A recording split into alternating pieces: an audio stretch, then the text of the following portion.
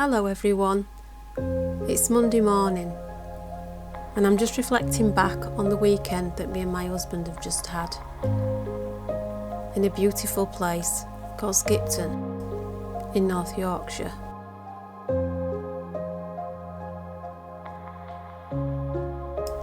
The reason for the visit was that I did a craft fair called Crafting the Pen, which was set in Skipton. The event is held in an auction mart, which is basically a place where livestock can be sold. So what I've got to exhibit in is this pen, and you've got to create a space that's interesting and that people will hopefully want to buy your work from. So this is the before, very busy, and this is the after. And yes, it took almost 3 hours to put up. Exhausting. And I took a lot of my work that you've probably seen me painting on YouTube. I also took all my paint boxes. I was one of 230 exhibitors. It's a massive shed and it is really cold. But don't worry, we warmed up every night in the pubs and restaurants in Skipton. We had a really successful weekend and it's always lovely to catch up on fellow artists that you've not seen for a while. But all the time we were there, I was just thinking about my easel and about how much I just wanted to start painting. Whilst at Skipton, a family came into my pen and looked at this painting that I'd done. And the little girl, who was about 11, commented and said, "Look, that's just what the lakes is like, all muddy and boggy." And she actually inspired me to create another one like this, because I did actually really enjoy painting this. But the thing about gouache is that it's so bright and leery that you need to find a way to knock it back and to make the hills look like they're going in the distance, and to create like a proper three-dimensional painting rather than something that's acid green. So in my next painting, that's exactly what I'm going to try and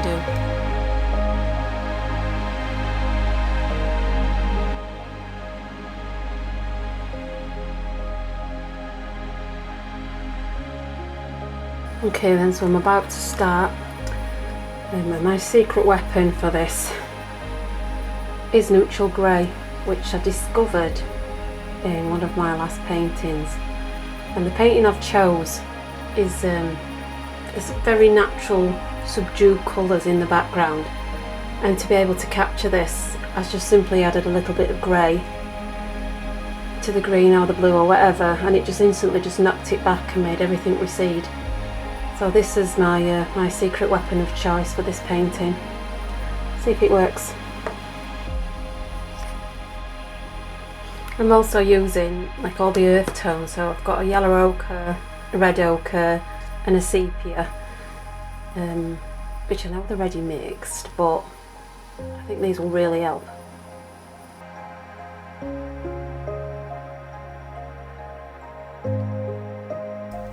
So the photograph is one I took while we were in Ambleside, and I think it was springtime.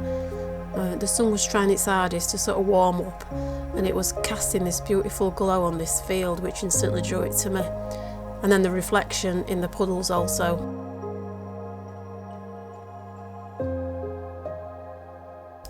Now as you can see, as I'm applying this colour, it's tonally really close to the sky, which is the colour that I was after, because when you look at the photograph there's not much between the two. But gouache always dries a little bit darker, so that's the mistake I made.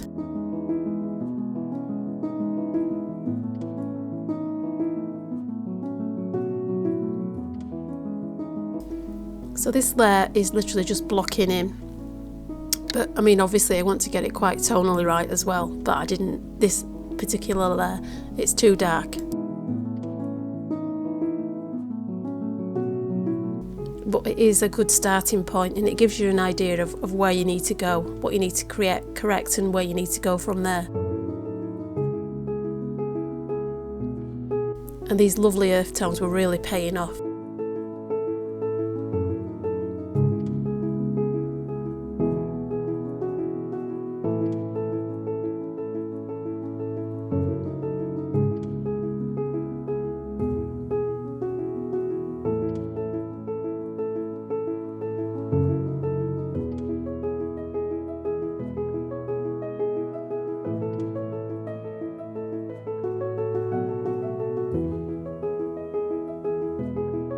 So it's only when you finally get rid of all the white on the paper that you can understand where you tonally are at, because the white is the top of your tonal range and you always work towards that.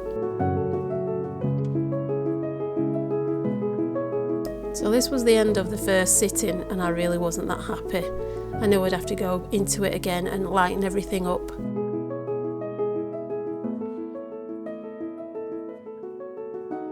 So I begin, as I usually do, with the thing that's furthest away, and it was the sky.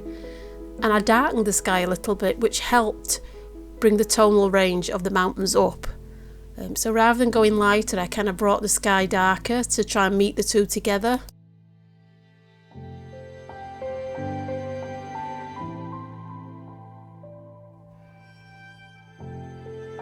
There was still snow on the tops. I always love to see that.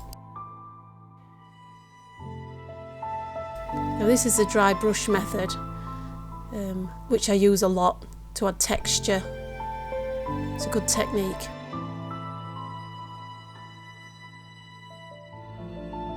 And those lovely pinks from the red ochre that I'd bought.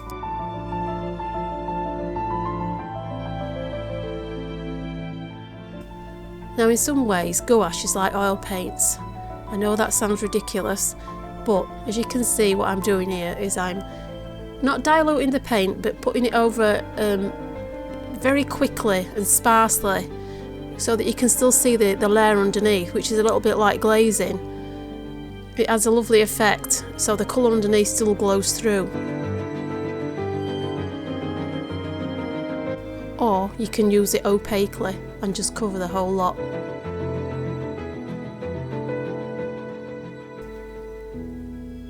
I wanted this yellow hillside to really pop, and I knew once I put the yellow in it would instantly come forward, because yellow does.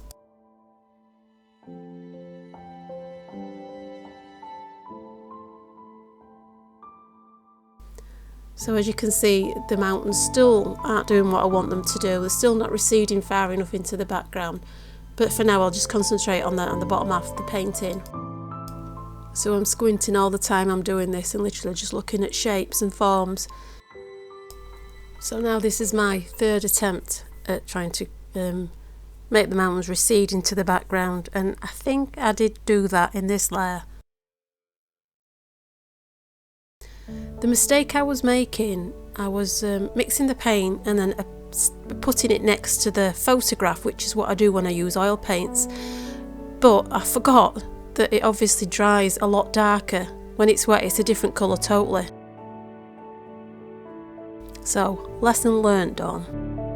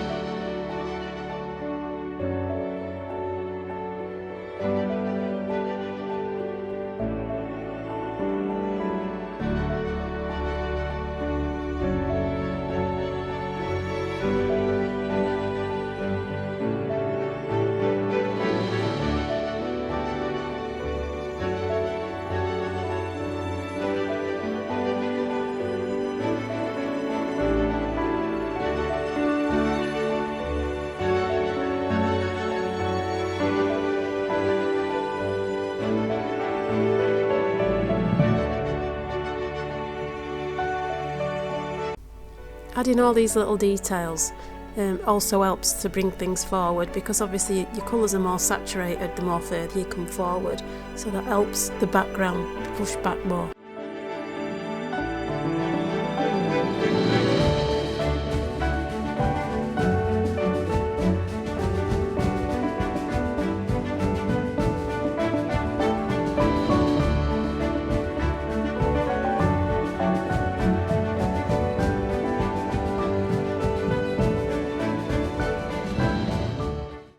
So now the time came to make a really punchy yellow, and I used a lemon yellow on this. And at first I thought, oh crikey, I've just gone too far, but then I realised, I thought, no, you need it to go this warm. And it just looks really zingy and poppy. I loved it. And then if you notice around the shadows, there's like a warm glow, so that's what I'm trying to do. That's all painting is, it's just observing and just noticing those little details like that bring your painting to life.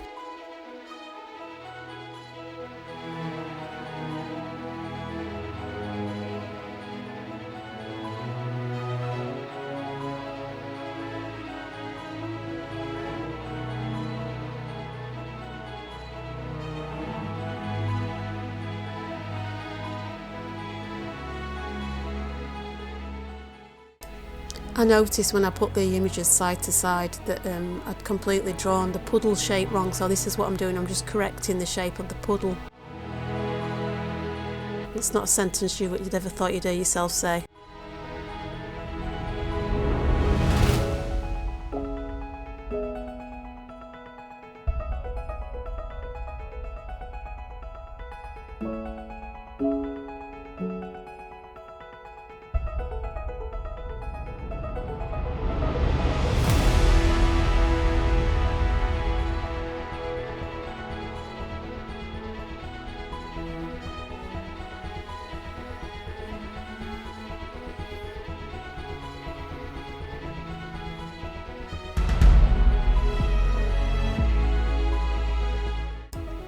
Now there are some sheep in the photograph and I did consider putting them in, but I didn't want it to look a little bit twee.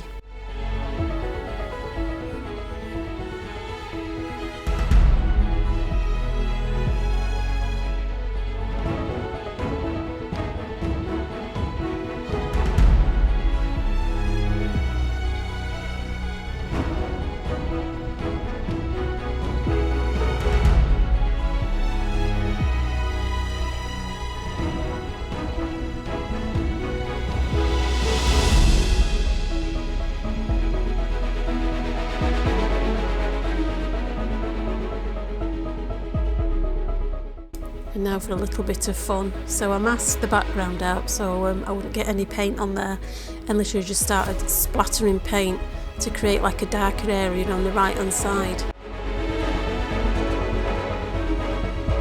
It's so much fun and it's so effective.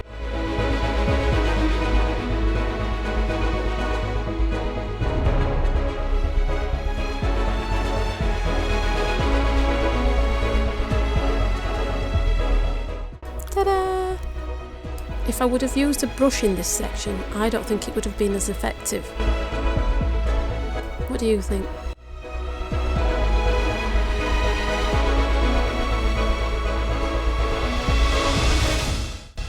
So while I'm doing the bottom section of this painting, I'm aware that I need to keep my colour palette the same, similar, and use tones that I've used in the background just to keep a nice cohesion to the painting.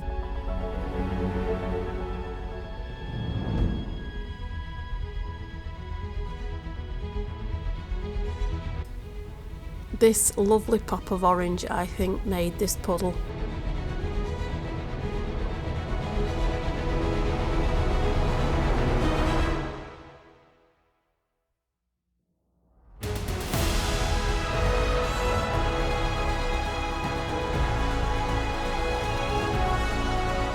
So that's another muddy, wet Lake District painting done.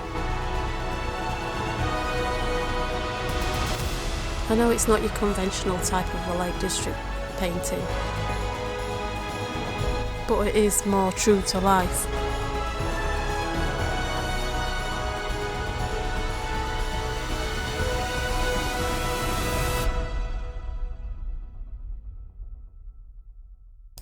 There we go, all finished.